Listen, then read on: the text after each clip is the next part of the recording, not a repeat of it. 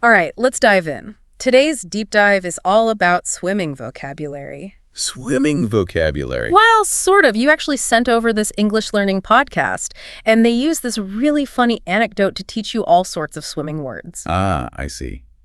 Using a story to make the learning more memorable sounds fun.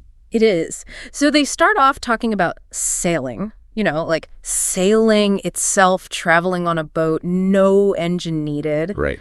And they define anchor, too, the thing that stops your boat from floating away. Oh, yeah, I remember that. They even mentioned how tricky the pronunciation can be for English learners. Yeah, that silent ink in anchor can really throw people off. Definitely a common pronunciation pitfall. But that's all just setting the scene.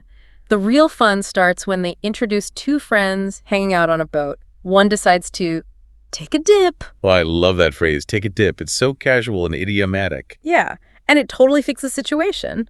But then this friend jumps in and they start doggy paddling like crazy. Doggy paddling. You mean that frantic splashing around that people do when they don't really know how to swim? Exactly. And the podcast really plays up the humor of it, contrasting it with, proper swimming strokes. Yeah, like the breaststroke or the backstroke. You can practically picture it, right? This poor friend flailing around on the water while their friend in the boat is like, didn't I teach you how to swim? It's such a vivid image, and it makes those swimming terms so much easier to remember. Totally. It's like a comedy sketch playing out in your head. And just when you think things can't get any crazier, the friend in the water yells, "Shark! Help! The shark is coming straight towards me." Oh, no. I know, right? The podcast points out how the phrase straight towards really adds to the drama. It makes the threat feel so immediate. Yeah, it's not just swimming around somewhere. It's coming right at them. Mm. They also mention the phrase "for a little while," which they say is really useful in everyday English. It's so cool how they weave in these practical language tips within the story. Totally agree. And the story gets even wilder because then one of the podcast hosts starts telling a personal anecdote that's just as crazy as the shark encounter. Oh. What happened? Well, it involves their grandfather, a boat, and a whole lot of chaos. A boat and a grandpa, huh? Sounds like a recipe for disaster, or at least a good story. Oh, it's a good one, trust me. So the podcast host starts talking about this family gathering at a lake, and their grandpa, bless his heart, decides to take the boat out for a spin. Uh-oh. This doesn't sound good. It doesn't, does it? Yeah. So the grandpa's out there cruising around in his boat, Okay. and their cousin happens to be out on the lake, too, in a different boat. Two boats. One lake. I can see where this is going. And you know what happens next? What? The grandpa accidentally crashes his boat right into the cousin's boat. He crashed into it. Oh, my goodness. Yep.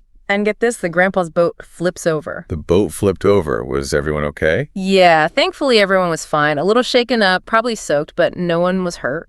Well, thank goodness for that.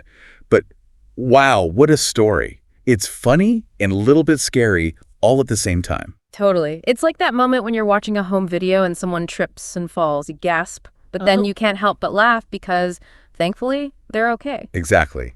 And the podcast uses this story to make a really great point. Which is? They say that everyone has stories like this, right? Funny stories, embarrassing stories, stories that make you cringe and laugh at the same time. I guess they're right. We all have those kinds of stories tucked away somewhere. Yeah. And they encourage their listeners to think about their own stories and to try and tell them in English, using all the cool vocabulary they just learned. So it's about more than just understanding the words. It's about actually using them to tell your own stories and connect with other people. Right. They even suggest going to their website and sharing your story in the comments.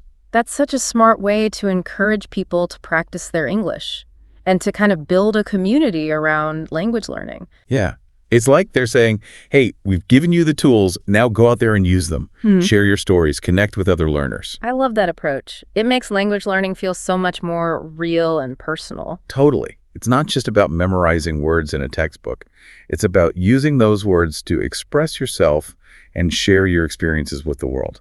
So this deep dive has taken us from doggy paddling and shark attacks to flipped boats and family mishaps. It's been quite a journey. It has.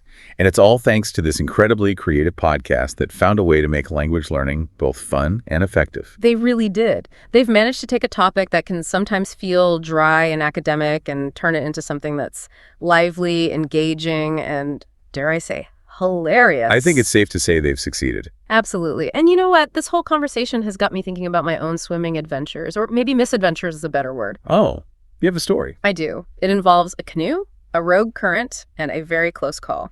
Okay, so picture this. A beautiful lake, surrounded by trees, the sun is shining. Sounds idyllic. It was, and I was feeling pretty good about myself. Thought I had mastered the art of canoeing. Uh-oh, I sense a butt coming. There is. So I'm paddling along, enjoying the scenery, and then bam, I hit this crazy current. A current. Like out of nowhere. It caught the side of the canoe, and before I knew what was happening, we were tipping over. You're kidding. You actually flipped the canoe. Yep. We were lucky we didn't lose everything. We managed to grab onto the canoe and scramble back in, but man, it was a close one. Wow, that sounds terrifying. I bet you were doggy paddling for a second there. Maybe just a little bit, but hey, it's a good story, right? It is, and it makes me think about what those podcast hosts say. Yeah. Everyone has stories, and those stories can teach us so much about language, about life, about ourselves. Totally. And that's kind of the beauty of this whole deep dive. We started with some basic swimming vocabulary, then we were laughing at a grandpa crashing his boat, and now we're sharing our own near-death by canoe experiences. It just shows how language can connect us in so many unexpected ways. Absolutely. So if there's one thing I hope you take away from today's deep dive, it's this. Don't be afraid to dive in. Dive in. Yeah. Dive into language learning, dive into sharing your stories, dive into connecting with other people who are on this journey with you. I love that. Yeah. Because even though it can be scary to put yourself out there to try new things, you never know what amazing adventures await you. Couldn't have said it better myself. Yeah. So to everyone listening, thanks for joining us on this deep dive. Now go out there and make some waves.